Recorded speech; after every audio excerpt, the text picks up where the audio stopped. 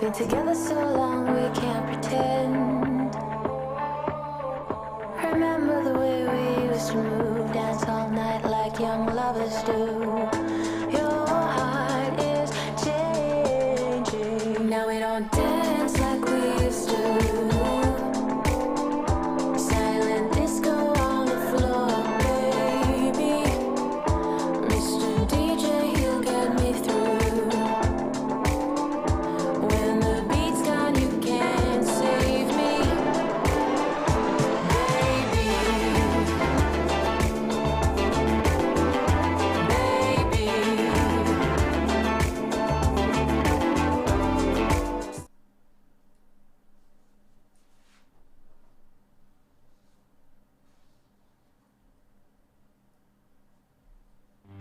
This is Broad Radio. For you, by you. Broad Radio. Here for more.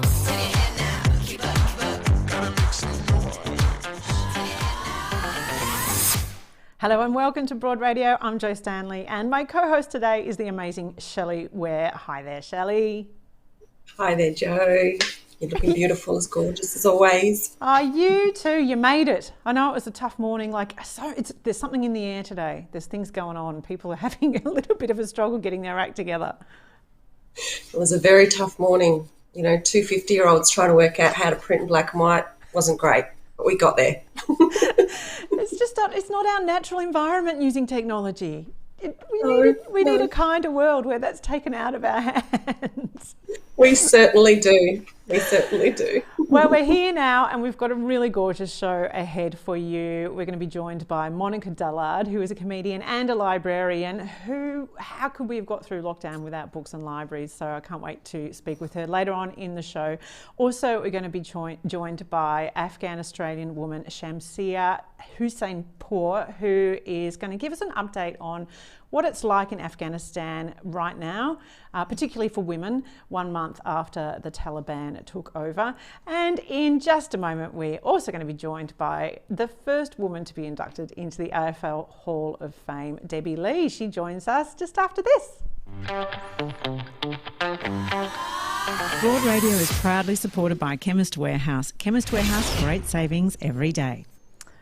So for those who are watching and capable of doing the technology, unlike Shelley and I, it's really lovely to have you joining us live on Facebook or YouTube. If you are doing that live, it would be great if you could chuck us a follow or a subscribe. But of course, you can always catch up with any previous episodes via our podcast, Broad Radio on the Go, wherever you get your podcast. And we would love it if you would go to broadradio.com.au and subscribe as well, so you don't miss out on any news that we bring you about Broad Radio. So, Shell, the first thing we need to do before we get to our first guest, Debbie Lee, is to acknowledge that it's school holidays. So, which is great, because that's why we get to have you on the show, because normally you're working at this time.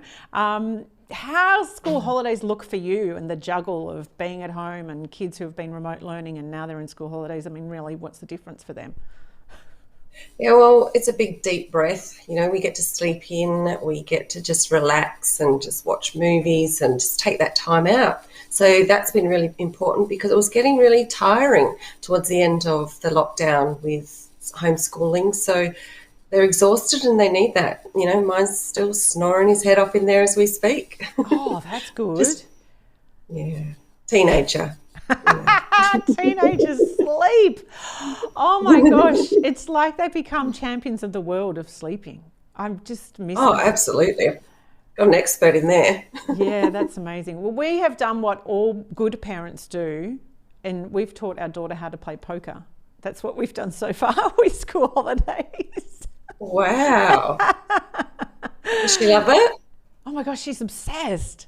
So you know how kids are obsessed with YouTube, right? So she's now watching poker games on YouTube. I'm like, I'm not sure if that's... I don't know if that fish. That's right. I don't know if that makes me Mother of the Year, but I tell you, she fleeced me, Shelley. It's a good thing we were only playing for chips, because if I'd put money on the table, I'd be broke right now. Yeah, well, there's a lot in there. There's a lot of education around gambling, and I'm sure you're covering that too. I love that you've just assumed that I'm a responsible parent. I haven't even brought that up yet because she doesn't know really what gambling is. That's it. Time appropriate. Everything's time appropriate, age appropriate with kids. You know, we've played lots of games like that. And when Taj came of age, we had lots of conversations about that. And it's just fun. And I think that's something we forget to have too, is fun. Yeah. I will say, though, when we watch footy, there's so many gambling ads that I feel like it is time I have that conversation with Willow. Yeah, well, the very first time I took my son to an AFL game at the MCG, he walked out and his very first words to me were, "I can't wait to start gambling. That looks like fun." And that was from the ads on the big screen. Yeah. Wow. So it's that messaging that's always there. So it is an important conversation to have. And that comes from me because I'm sensitive to it because my father was a gambler. So I'm always quite, on with that. But, so that was a shock for me about the messaging that comes from advertising. Oh, how effective it is. That is amazing. Hey, if you are watching live right now on Facebook or YouTube, we'd love you to share your comments as we go along in the show today. Any questions that you have for our guests as well, or just share how you relate to what we're talking about. Maybe you yourself have had a conversation with your kids about gambling, or, those learning moments where you go, it's time I actually introduced the real world to you. Don't enjoy that. Sometimes when you're watching a TV show and then out of nowhere there's like a sex scene and you're like, whoa, we hadn't expected that. We thought it was just going to be a fun kind of show, and now all of a sudden I'm having to... My daughter's so gorgeous. She's 12, but she's very, very sort of shy and quite, she'll put her hand over her eyes and she'll be like, is it gone? Is it finished? Have they finished? You go, la, la, la, la, la. Yeah, that's right. Well, that's it. Sometimes they make really awkward noises. And you're like, I didn't know what's happening there. Anyway, look, we are getting through. It's so great to have this show to get us through every Tuesday morning, and we welcome you if you are with us. So let's get to our first guest because I'm just absolutely thrilled to have this woman on the show. It's, of course, AFL Grand Final week. We're both huge fans. Shell, although neither of our teams made it to the finals this year as Carlton and Collingwood supporters. But of course, I love this month and I love this week, but I have been absolutely thrilled for the last month to be able to say first woman inducted into the AFL Hall of Fame. Just rolls off the tongue. First woman to be inducted into the AFL Hall of Fame. She is one of the reasons we have AFLW, which we're both huge fans of as well. And we're thrilled to welcome you, Debbie Lee. Hi. Good morning, Joe and Shelley. How are you? Oh, well, we're well. And we know you've had a bit of a morning too as far as childcare and all that business is concerned. So we're thrilled that you made it. No, thank you. Thank you. As you parents yourself, I'm in the early stages, so I've got a 3 and a 5-year-old. So we might get interrupted, but let's cross our fingers. My 5-year-old is just happy watching Mario on TV at the moment.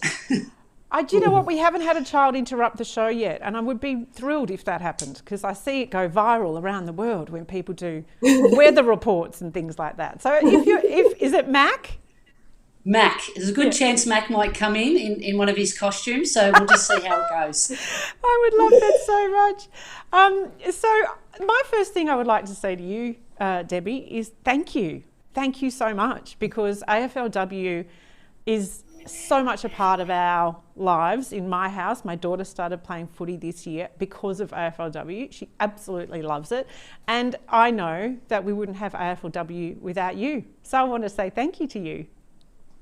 Oh, thanks, Joe. Thanks very much. Obviously, there's been a lot of people who have made the contribution along the way, and it's great having a daughter myself who's 3. It's just really nice to have her know that she's actually going to have some great opportunities moving forward and a very different pathway that I went through and what your daughter Jo is going to face in footy. And that was the motivation, I guess, and the driver behind it is that fairness piece around why can't girls play footy. Oh, my gosh. Yes, that is a huge piece. We've been talking about that off air as well. But Did the Debbie Lee that formed the St Albans Spurs in the early 90s, did you imagine there would be this huge national competition? Was that part of your dream?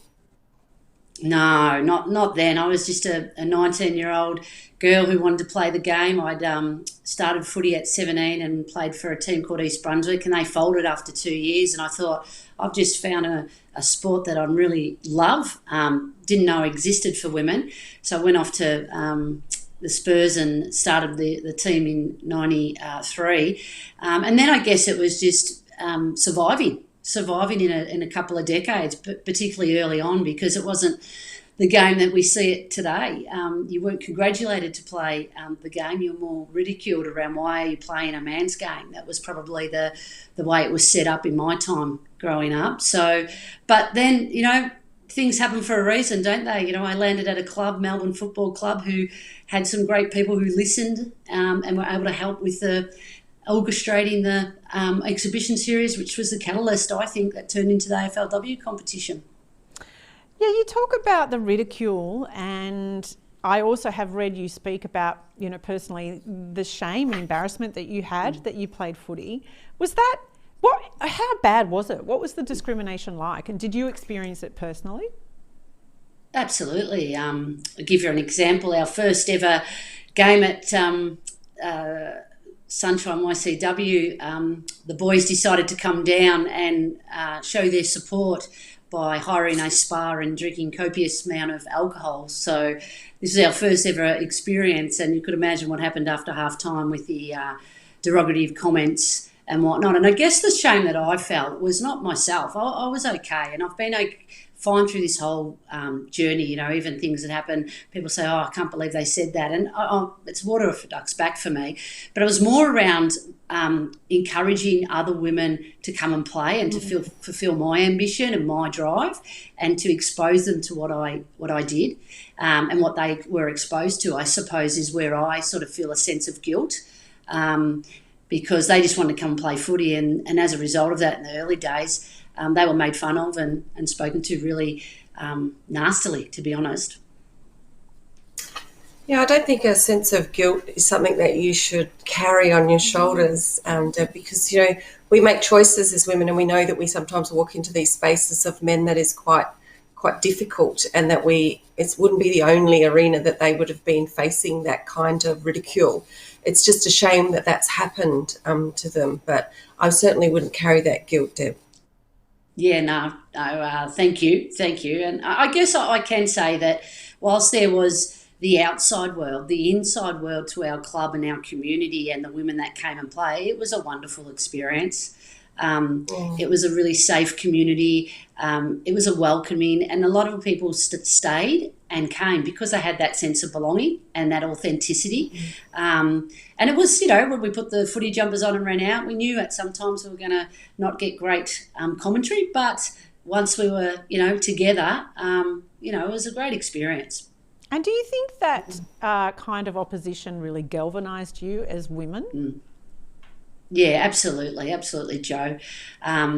We're a football club within a football club, to be honest, and it was just great. And we learned so much. Like, we had, I was a 19-year-old young woman. I didn't know how to navigate this. I had friends that were 17. I had girls who are still friends of my friends now who joined at 15 years of age, and been on this journey for 20 odd years. So it really, really did galvanise us, and we had some beautiful friendships and still have. And I think that's the difference. And it's almost like that sense of belonging has sort of survived, and you can actually see that through the AFLW.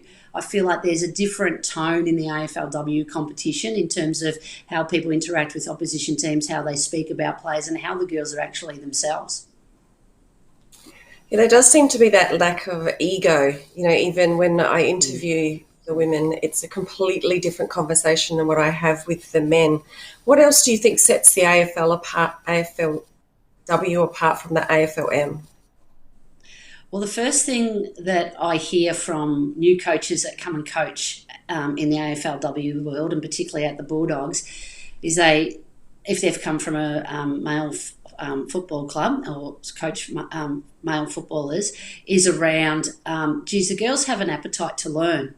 They have a willingness to get better. They have a willingness to listen, and there are no egos. So there's that perspective from a coach's, but there's also that responsibility, and I don't think they take it on as responsibility, but they do want change.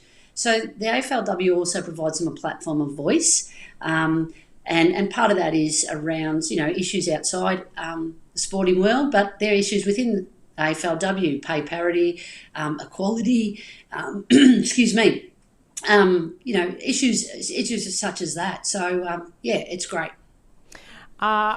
We're getting comments on our Facebook, and Donna is saying, Deb, you are a champion. My girls have been playing footy since they were 12 years old in 2005 against your Spurs, and well before girls footy was respected. We personally thank you for your incredible work in female footy. Do you get stopped often with gratitude and thanks, and people quite emotional? I certainly, in the early days, in the older generation, a lot of women would come up to me, and particularly after the Hall of Fame, I got so many beautiful messages around I couldn't play football, but also how they felt about the award. So whilst the award was acknowledging myself, which is great, it actually, for me, was also acknowledgement of women's football in the Hall of Fame, so that another step of acknowledgement. And I guess some of the people didn't know the story as well. And there's many. It's not just my story. There's many stories out there, many women who have paved the way for this competition. But I guess the nice thing is people are grateful, and they tell me their story about they used to play under 12s, or they used to play country footy in the paddocks with their brothers, but never have an opportunity. And they're so pleased that women now have an opportunity to play. So it's amazing and wonderful and complete delayed response by the AFL that you're in the Hall of Fame. Who are some other trailblazers that you would like to see nominated next and actually awarded a place? Oh, there's just so many. Sam Mostyn was who was on the AFL Commission. She was really the first person in the AFL that actually listened. I can remember back in 2000, her coming to a national carnival to see women play football, and it was unheard of. So, and she's done so much great work behind the scenes, and there's so many other people that have done some great work. Lisa Caddo is another woman who's done a lot of work in Victoria. Jan Cooper over in the West, she's a real driver in the West around women's football. She worked in the AFL and Nicole's position very early on. And is still working in the industry. There's Charlotte Curtis, who was involved in the AFL Victoria and creating the Youth Girl competition in Victoria. Nikki Graves, Lisa Hardiman. There's just so many women that there's probably names people haven't heard of, and that's probably something that we need to get better at. We've really got to, and we can all play a role in this, you guys included, around how do we actually acknowledge the great work that women have done all around the country. And I can't wait to see more women stand beside me in the Hall of Fame. Oh, we can't wait either. We were lucky enough to interview Susan Alberti earlier in the year, Shelley and I, and she talked about how, there were just constantly doors closing whenever she brought it up, and she didn't care because Susan Alberti doesn't care about a closed door. She just keeps going. What was it like for you when you first started having that conversation with the AFL about a potential AFLW league? Well, I guess people say, geez, it come around quick, and I'd probably through my journey would say, it's been quite a long time. I recall back in 2000, must have been 2008 or 7, where we went to the AFL, and their mindset just wasn't on women. It was growing the men's game and how do they grow more membership, and it just wasn't, I guess the first conversation I had with them wasn't great. To be honest, I went in and presented about let's have a AFL game between two clubs. Wouldn't it be great to have women playing in AFL colours on the MCG? And to be honest with you, wasn't received favourable. And then I guess the really true conversations came in when I landed at Melbourne. Obviously, I worked at Bulldogs prior to Melbourne, and we started to work with the Bulldogs there, and their true support started then with supporting the Victorian Women's Football League. But it wasn't until Cam Swab, who was the CEO at the time, and Jem Watt, who was my direct report, she actually was able to, and Karen Hayes was on the board, who actually started to have serious conversations with the decision makers And what we had to do really is we had to bring the game to them. I wasn't getting any traction with me advocating and verbalising, what women can do in the great game, and that was getting no traction at all. So we went down another strategy where we invited the decision makers to the exhibition series, and Jack Fitzpatrick at the time, who was he was the chairman of the AFL, came down to the exhibition series, and when he saw the game and talked to the athletes, he really understood what we were trying to do. There's so much that has been done, and congratulations for that. It's been an absolute pleasure and a delight to watch these women succeeding and having such success in this space. What else needs to be done? What positions would you like to see women fill so that we can develop this more? Yeah, a couple of positions. First and foremost, coaching. We've got to get some more women in coaches, and I can be part of that. And people might ask me, and I have a very fair question, Debbie. You're at an AFL club, you're at the Bulldogs. Why haven't you got a female senior coach? And I guess my answer to that is, no matter what gender, I want to make sure that everyone has a sustainable and the right opportunity. So at the moment, we've just appointed Mel Hickey, who has played at Geelong as an AFLW player and also at Melbourne. Terrific woman. She's an assistant coach. We've also got Natalie Wood as assistant coach, and Kirby Bentley, who, Shelley, you will know, will be announcing her appointment in this probably after the AFL Grand Final, around her involvement in coaching at the Bulldogs. So definitely coaching. And I think there's another thing for me, and it's just recently popped up around how we talk about AFLW and how we talk about people that work in the AFLW program. So there's still this underlining conversation around you haven't made it. When are you going to cross to the men's competition? When are you going to, have you got aspirations to be the GM of AFL men's? Have you got aspirations to coach an AFL team? And I think what I'd like to see is that conversation flipped, because some people in these roles are really comfortable, and that's all they want to do is be the best they can in AFLW roles. And I think what I'd like to see is that conversation change around, you haven't made it if you haven't gone to AFLWM. So that's a conversation that needs to change. And the other conversation that needs to change, Joe and Shelley, is around the investment in AFLW. We're limited by a spend, and I won't get too technical, but we're limited by what they call a soft cap, where we can only spend X amount. And my argument is a doctor is a doctor, no matter which program they facilitate in, a service in. Yes, we're a part-time program, but we need pro rata REM to support that, and that's where we haven't got it right. And that's where we've got to have the elevation of positions, but also women and men, and also how do we look after them from a pay parity so it can be sustainable and grow the base. So there are a couple of, challenges where I'm really, need your advocation and everyone's advocation to actually make change. And then we'll turn athletes into full-time athletes and work through that pathway as well. I mean, the fact is nothing grows without money. It's just life, right? It's just business. And if you want something to thrive, you've got to invest in it. It's the way it goes. Yeah, absolutely, absolutely. And, Oh, you go. No, I was just going to say you're right, Joe. And I think it's just that change in language too. We're still sitting at that language that we're not considered equally as yet, and that's by the way the program's structured, the investment that it's structured. So that's not just me making a sweeping statement, it's actually the behaviours that sit behind it. You speak about the lessons that you learned about how you had to take the power players to you had to explain, I think there's a lot to be learned around how we can work towards gender equality in many different industries. By the way, the AFLW has been established, and all of you trailblazers have worked really hard to make that happen. Also, there's so much to learn around I think women who are willing to take risks and because it's not an easy path to go down as far as sports people is concerned. So what kinds of lessons, this is one of the things I love about the AFLW for my daughter, because you learn so much from the role models within the sport. What kinds of lessons, or what's the key lessons you reckon a young woman can take from AFLW and the incredible women involved in the sport? Yeah, so I guess personally for me, I started off navigating through, really challenging times, and I didn't have a toolkit. I wasn't sure how to navigate. And I think the biggest personal learning for me was to be yourself.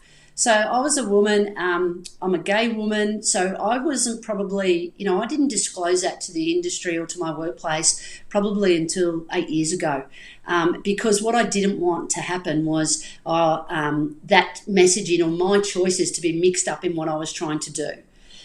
So that's first and foremost for me, and that's the biggest message I share with my group at the Bulldogs and the women at the Bulldogs and the men: be yourself. The second part would be pick your battles. There's a lot of egos out there, and where I sort of made the decision was it doesn't matter who gets the gratitude at the end of the day as long as you get your outcome.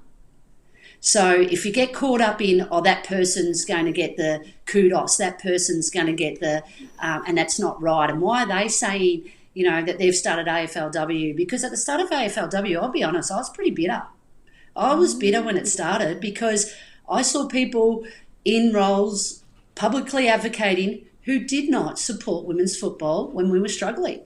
And I had to let that go. I had to let it go.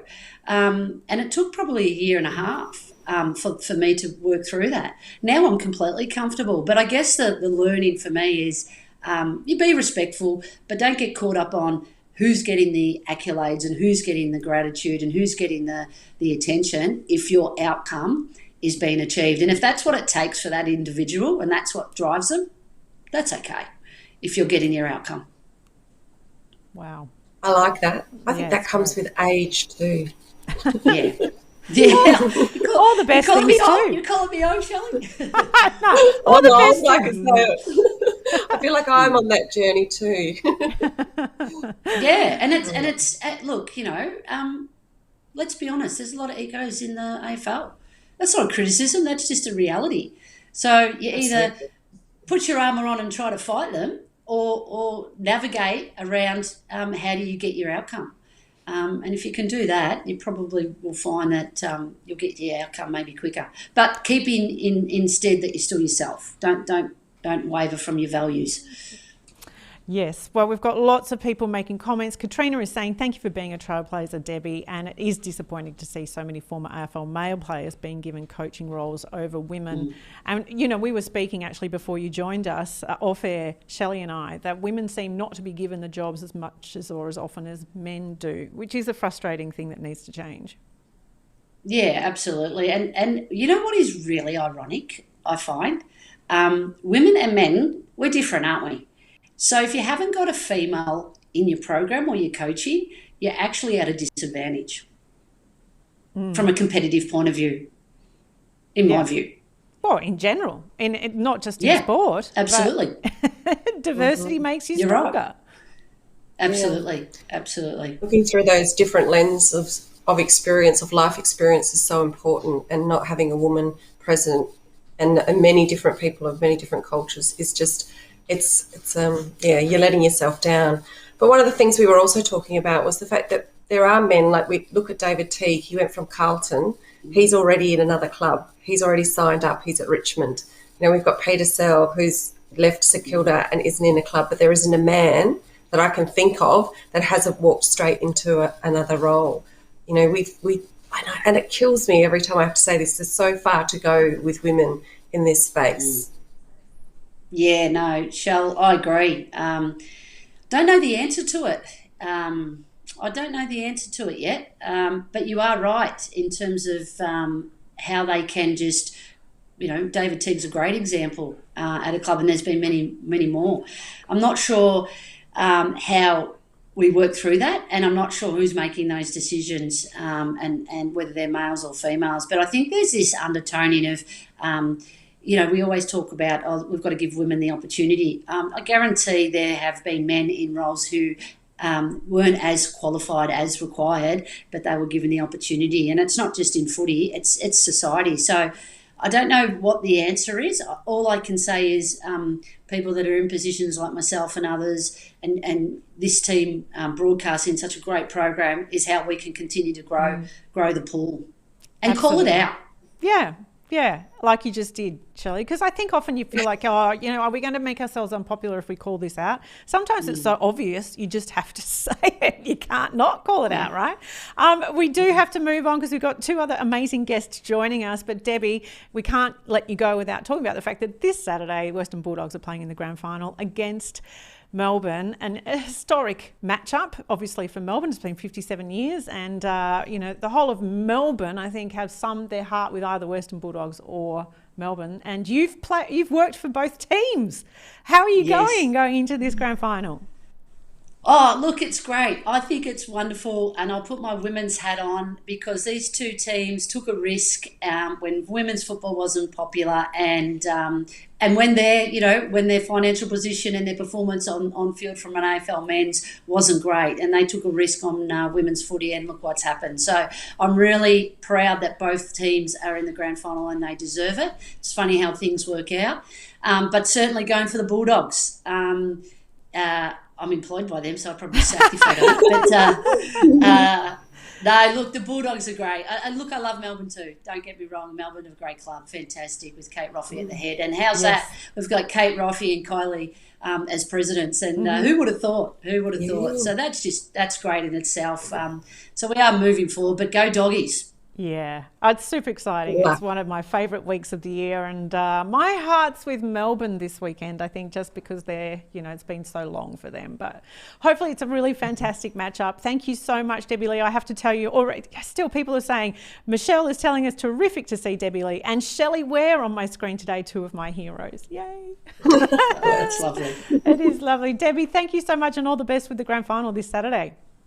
Yeah, thanks very much, Joe and Shelley, for having me on. It's been great. Oh, it's an absolute pleasure. And in just a moment, we're going to be joined by Afghan Australian woman Shamsiya Hussainpoor, who's going to tell us all about where we're at with Afghanistan right now. My workout routine comes with me wherever I go, and so does Bondi Protein. It gives me the post-workout nutrients I need. Fuel your body with Australian-made Bondi Protein. Broad Radio. Talking inspo we love, info we need, and sharing more of us. Watch and listen live every Tuesday 9 a.m. Australian Eastern Daylight Savings Time at broadradio.com.au, or find us on Facebook, Twitter, YouTube and LinkedIn at Broad Radio Oz. Talk to us live. Call on 1300 8 Broad. Catch up on demand anytime, anywhere, every time, everywhere. On the train, we'll be here. 2 a.m. existential crisis? We've got you covered. Broad Radio. Here for more. Well, it's been just over a month since the Taliban regained power in Afghanistan, which of course has caused great concern around the world, especially for women's safety and freedoms. And so we wanted to learn more about what it's like for women in Afghanistan, and we're joined by Afghan Australian woman Shamsiya Hussainpoor. Good morning, Shamsiya. Morning, Joe. Thanks for having me. It's really great to have you on Broad Radio. Shamsiya, can you tell us, you came to Australia from Afghanistan when you were 9. Can you explain to us why and how you got here? Sure. Well, I came, as you said, at the age of 9. We came as refugees. So it was my brother who came by boat at the age of 9 too, in the early 2000s. And, he escaped with my uncle, who was a journalist back in Afghanistan. And at that time, the Taliban were recruiting younger boys to join their militants. And, anyone else that worked as a journalist or worked with the government or the foreigners, they were looking for them to persecute them. And that's why my uncle fled the country, and my mum decided to send my brother as well with him. So being in a male-dominated society, and my mum had only one son, so she sacrificed her only, or I guess separated her only son from her side, just in the presumption of him finding a safety somewhere in other parts of the world, and so that's why he left Afghanistan, and we didn't know where he was going to go. We just wanted him out of Afghanistan, and 3 years later we found out that he and my uncle landed in Australia. So it was within that 3 years we had no idea whether he was alive or not. So and I've got 4 other sisters, and being a female in Afghanistan is already hard enough, just as it was. But now, especially under the Taliban, women are left voiceless. Women have no identity of their own. They will be just, a mere property for men, whether they're sister, wife, or daughter. And it's really sad, and it's really heartbreaking, because Afghan women, they fought so hard in these 20 years to fight for themselves, to find their identity. They had to convince their parents, their society, just the whole nation as a whole, to convince them that they are worthy, of pursuing their dreams, that they can change the country for the better if only they're given permission to do so.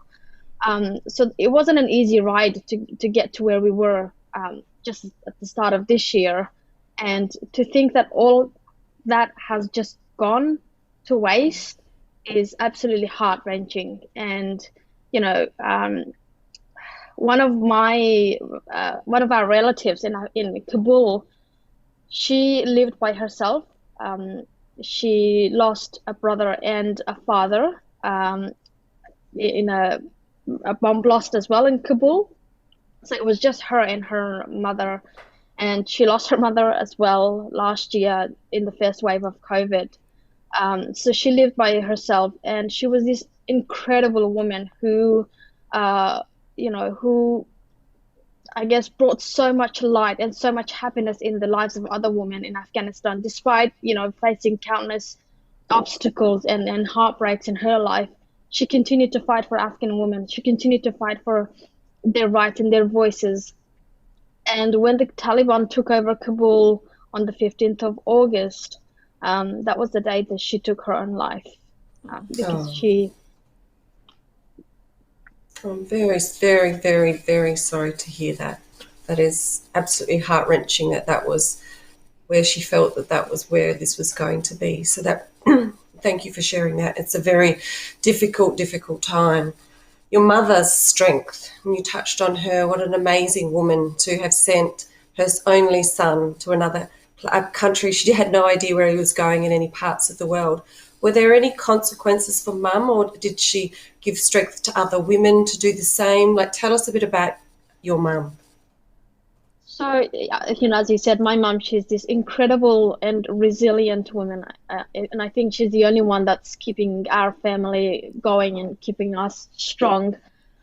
She faced a lot of criticism from people around her. Because they were like, you said, how could you separate your only son? Obviously looking from a different angle, like you don't love your son enough, that you've separated him from yourself, that, at such a young age, and to a place that you don't even know. I remember her saying to those people who criticized her that I would rather my son drown in those ocean, or drown on those, or just, I don't know, be dead by a natural cause, than to do the same atrocities as the Taliban. I don't want to see my son doing anything like that. Obviously death is certain for all of us, but I don't want him to do what they do. I would rather him drown in a sea, or die in the road, but not to commit the atrocities that they commit. And so, she, after sending my brother away, obviously my dad was the only male in the family, and she had to step up her game. She had to work extra hard to attend. We had a farm. We had a small farm, so she had to tend the farm with my father, and she had to help out. She not only had the responsibility of the household, but also the work of outside with my dad. So she went through a lot to cover up his spot and do the things that he was supposed to do as a male, as a young man. And yeah, I guess she and if it wasn't for my mother's sacrifice, I don't think we would be here. And I think I would be just in the exact position as every other woman in Afghanistan right now. Shamsiya, it's hard to really fathom the strength of your mum and every other woman in Afghanistan and what they've gone through over the last 20 years to fight for freedoms that we take for granted here. And now then over the last month, I know not being allowed to work, I believe the schools have opened up, but girls are not allowed to go to school anymore. There are lots of things that we're reading about where Afghanistan is at now under the Taliban. You have family still in Afghanistan. What are you hearing from them? Yes, I've got almost 60% of my family still living back in Afghanistan, and some of them in a really rural and quiet areas where there's not much media coverage.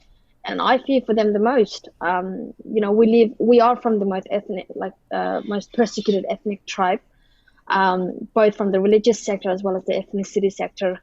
I fear for them. One of my cousin who just started her career as a nurse and as a midwife in the district of Ghazni, she's been constantly, calling me and messaging me, and I'm always doing that the same to check up on her to see how she's going and how the others are going, because she's the only one that I can get in touch with at the moment. And she's been telling me that the Taliban though she has a job at the moment, because women can still work, can still do the occupation or can still be in the same position if there is no male that can do that job. And so at the moment, she has her job. And, she's been telling me that though, like the whole hospital has been, it's heavily guarded by the Taliban men. And a group of Taliban came to the head of the hospital, and they ordered him to find them girls to marry. And when he asked, why can't you marry someone from your own, area or ethnicity, and they said because they're not Hazara, or they're not the same. I can't even imagine the heartbreaking situation on them. I can't even imagine what they're going through. And my cousin, it's really heartbreaking what she said. She said, death is a one time. I would rather be dead. I want to be dead, but I don't want to face the torture, the rape, and the enslavement. And I fear that if in those areas where there's not much coverage or where there's not much of a media attention, I fear for women in there because they don't have a voice. And men, they will do anything to, I guess, protect them, but to what extent? Who can stand on in front of the Taliban and say, no, you can't do this? It's easier for them to hold a gun and shoot someone than to hold a book or a person. So the Taliban are the most ruthless people because they don't fear death. To them, death is a reward. So they have this ideology that if you kill people in the name of Islam, and if you, especially if you kill the non-Muslim or the people who don't, fall in their circles, then you get extra reward in paradise. And they have been trained like this from a very young age. And their idea of Sharia is it's extremely, it's just, I can't even describe it. It's, I'm as a feminist, hijabi woman, I I'm religious, I am a feminist, and I stand up for women's rights. And I can't even imagine what the things that they do to women in those areas under the name of Sharia, under the name of Islam. And I think at the moment what they're doing is, like they've been doing all this in the past 3 decades, is using religion to create fear. That's how they recruit younger boys, and that's why my mother sent my brother at such a young age. She separated her only child because she knew if they came to get him, she or my dad would not stand a chance in protecting him.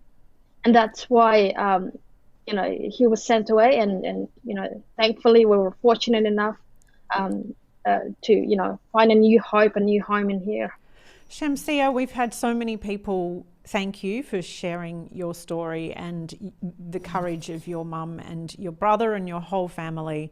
And lots of people, including ourselves, are asking, what can we do? How can Western women be better allies to women from Afghanistan? And what can we do to make any difference?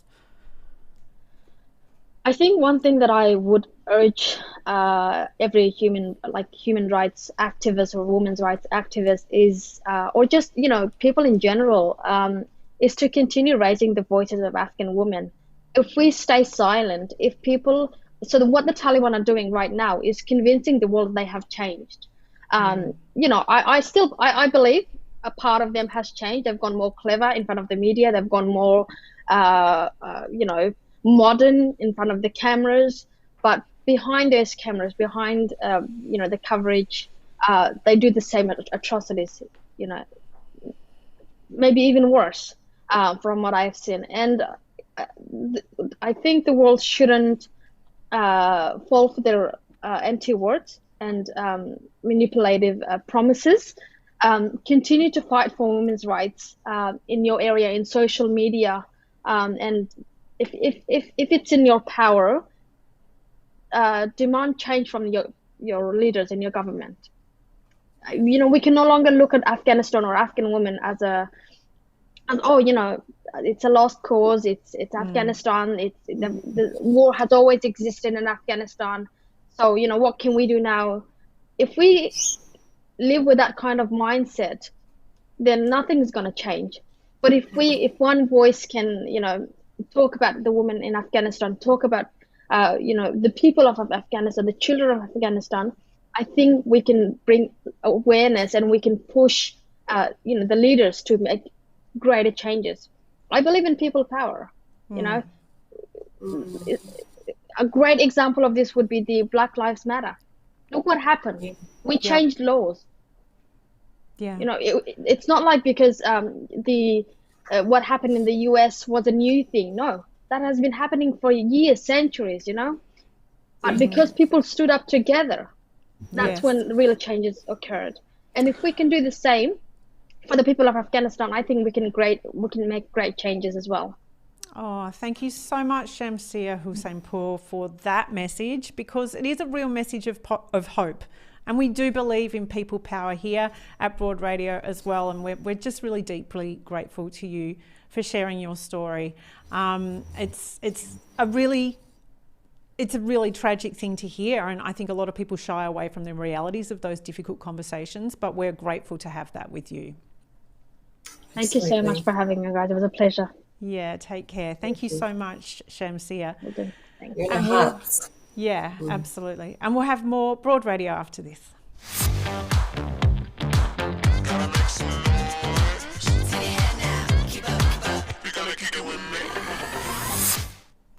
Shelley, that was a really hard conversation, but a really important one, don't you think? Yeah, absolutely. Very, very important. And I think we were talking about what can we do. Tracy Holmes, if you have a look on her Twitter, she's Stan Grant's wife. She puts on some amazing places in which we can actually donate money that we know will go to Afghan women in Australia, helping them relocate, and also women in Afghan that we can actually do something for them as well. So Tracy Holmes' Twitter is a great place to start if you're looking. Yeah. Also, I've got to say that I am an ambassador for an organisation called Wellsprings for Women, which is a beautiful community organisation for refugee and asylum seeking women here in Melbourne. Check out Wellsprings for Women. They do incredible work, for women who have come here. And that's a really great place to start. I would suggest that there are community groups wherever you are in Australia. If you just seek it out, they're there. Well, let's have a bit of a laugh, and here's two things that I really love: laughing and libraries. And in lockdown, what would we have been without either of those things? So we're really thrilled to welcome comedian and librarian here to Broad Radio. I don't know if she's going to make us laugh or smarter. I don't know. Monica Dullard, good morning. Hello, Joe. Hello, Shelley. Really pleased to be here. Thank you. Do you know, I really love libraries and I feel like they're much cooler now, but is that because I've just got older? Look, they are cooler. They are doing they were traditional, but they've always been a place where anyone is welcome. It's free and it's a enclosed public space and some outdoor spaces now and groovy bits where you can just absolutely stay there all day and not put your hand in your pocket. That for starters amazing, and then you can take out as many books as you want to, so you can back your car up to the back of the library, fill up the boot, and drive off. And as long as you either them or bring them back in a month, it's a great service, and people can't afford to. That early literacy for children is so important that they can't afford to buy the books that a kid will read once and then throw it on the floor and where's the next one. So it is good. I must, while I'm here, Joe, look at your book is in our local library, the 4 in the series. Yes, so I've just borrowed that. Oh, thanks. That's maybe the third person who's borrowed it in the last 12 months. I'm really grateful. No, actually, I had a look. You're getting good results, and we've got the 4 at our library. And it's a working read, and that thing about wanting to belong and friendship, and through sport you gain friendship and connections. You just nailed it. So, we always recommend it. It's a next step book, so it's for little kids that are about grade 1 who have got through the reading stage and then wanting really what they want is a page turner, and that's what I described. That's nice. When my daughter read them, she was like, "Oh, geez, Mum, they're a bit basic." I'm like, "Well, they're not aimed for you, darling. They're for like 8 to 10-year-old readers. So settle down." Yeah. And with reading, you've got to keep them. If they don't like it, they'll put it down. If so, it is a page turner. Oh, nice. Yes. Hey, mate, Joe, that's wonderful. How are you connecting with community in lockdown in your library? Well, libraries in general, the Victorian libraries I'll talk about, have been amazing. Like at first, when the first lockdowns came, we got locked down, we were closed, and that was like unbelievable for us. We couldn't believe it. It was a very difficult time, but with, very savvy people within the library all just said, well, this can't happen. So we've went straight to click and collect. We continued our home library service to people who can't get out of their homes because the connection was really, would have been terrible for them not to have that connection. And some libraries did some amazing things, like Yarra Plenty Library Service. They decided that their seniors didn't have the digital literacy to be able to work the iPad to get the e-books and the e-readers and the audio books. So they last year, at the start of lockdown, they rang 7,000 seniors over the age of 69 and that was the first call, but then they recalled them and they connected them in with literacy and books and e-books and taught them how to use their iPad. And it was an incredible phenomenon, and other libraries have helped, gone in the same direction. But like your kids give you an iPad for Christmas, Mum, and then they drive off again back to wherever, and then they're sitting staring at this thing, and then the kids ring them up and say, "Mum, how's the iPad going?" They have to lie. So before lockdown, they'd come into the library and say, "Help me, please. My son's coming for Easter, and I haven't, don't know how to use this thing." Libraries have one-on-one digital coaching in libraries for anyone, but the seniors are really making it use of that. And so this ringing them when they couldn't come to us was I thought it was a brilliant and phenomenal thing to do. Yeah, I love that. I often find though in libraries, so I wrote those books at the South Yarra Library. I love the fact that you can go and just shut out the world, and it was during SWAT too, so there were lots of students around studying, and I loved that really vibrant energy. But one of the things about libraries is I can't stand how well behaved you have to be. Like, it always makes me want to just like, and toss glasses of water around and just, I don't know, there's something in me that makes me want to just upend a table because it's so quiet. Do people actually behave badly in libraries? Have you ever caught anybody doing something really naughty? Oh, gosh, yeah. Look, I mean, Joe, to be fair, you're in a posh, South Yarra library, so Sure. they only want books on wine. And but no, actually, like we have like Deliveroo coming in, or people, on the bikes come in, and they've got a pizza. Like, people order pizza in the libraries, and then we yell out and walk around, who ordered a pizza? Yeah, that's mine. And you can cook in the library, you can sleep in the library. Libraries are rollicking fun. You can wash your underpants in the toilet, hang them up on the floor. Yes, libraries are. The modern library is it's like what we call, it's your living room. People come in there for all sorts of reasons, and the difficulty now with libraries is we've got some older buildings that are trying to convert to new spaces. So you want places where, like, Joe can write a novel, and a children's story time can be on, and some teens can get together and muck about with a green screen and make a music video. So you've got lots of things happening, and so we use those spaces really well now. And the way we're building libraries is to be a community hub now. So if you build a building and you've got quiet spaces, happy spaces, there's spaces now in libraries where you can cook a lunch and invite your friends over and all sit up and have lunch in the library. So, is that a library or is that just someone's share house? That's bizarre. Yeah. That's true. A bit of both. Like, it really is your living room. You can go to a library for all sorts of reasons, and it's a community asset. Like, public libraries are, there's university libraries, there's school libraries, and they're all fantastic. But a public library welcomes everyone. So you can do anything in library. Yeah. They're great spaces, and the staff are really friendly and supportive, and really switched on and can help you with anything. Like, a guy came into the library yesterday with me and wanted to know how to what was his Apple ID passwords. So anyway, we got him on. We go, oh, get out, how would I know? Get out. We got him onto an online calling centre where they could sort him out, and so we would do that. And if he needed to use our phone, we could do that too. But oh my gosh, I would not have the patience for that. I wouldn't have the patience for that. Oh, sound like the right one. So what is your service? That's the number one thing. You go, absolutely, Shell. Customer service, absolutely. What's on your to be read pile, Monica?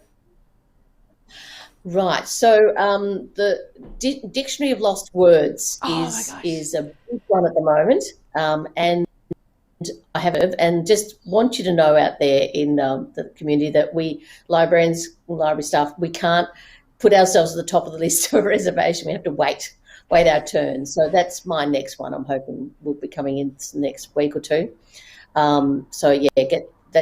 That's the thing everyone's talking about at the moment. That's the book, I think, that it's a bit of on people's lips at the moment. Yeah, we were lucky enough to interview the author of the Dictionary of Lost Words, Pip Williams, just recently on Broad Radio. Yeah. Yes, and there was a lot.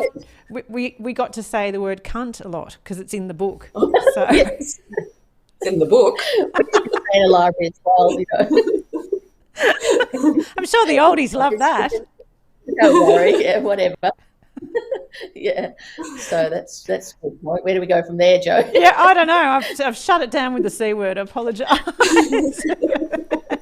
I want to ask, actually, because you know how we all have the to be read pile by our bed, and some of it's like, I've got like 12 there that I haven't read.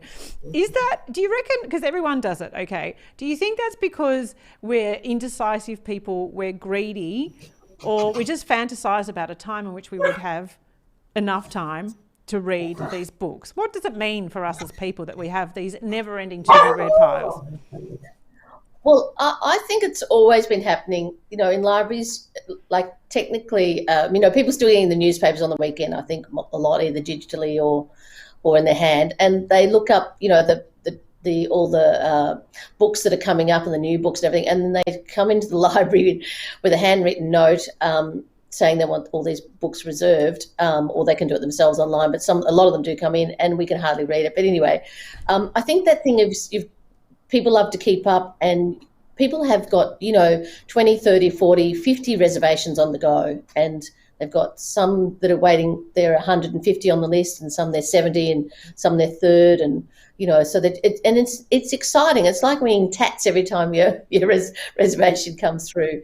You know, you've got 7 days to pick it up. So I think it's been always happening, and people still love doing it. And a pile on your bed, it can be, you know, you think, oh, I'm not good enough sometimes, but it's reassuring, I think, to have the books on the bed and just say, well, you know, I'm an interesting person. I just haven't read anything for a long time.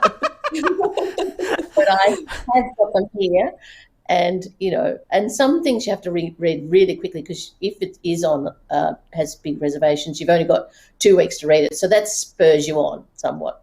I love it. Send it back. I'm an interesting person. That's what the books tell us. Our books tell us we're interesting people, Shelley, in case we don't feel like we are. Yes. Oh, well, it's been a lovely, lovely chat, and great to have you on Broad Radio there, Monica, and thank you so much to the libraries and all that you do for us. We have got to 10 o'clock here, Shelley, and I can hear your dog barking. I know, sorry about that, Winston. We call him the director. He likes to sneak in every now and then. Tell us what to do. I love it, because Winston obviously wants a walk, or he's ready for some attention. Yeah, he's had enough. A delivery. Oh, it's a delivery, okay.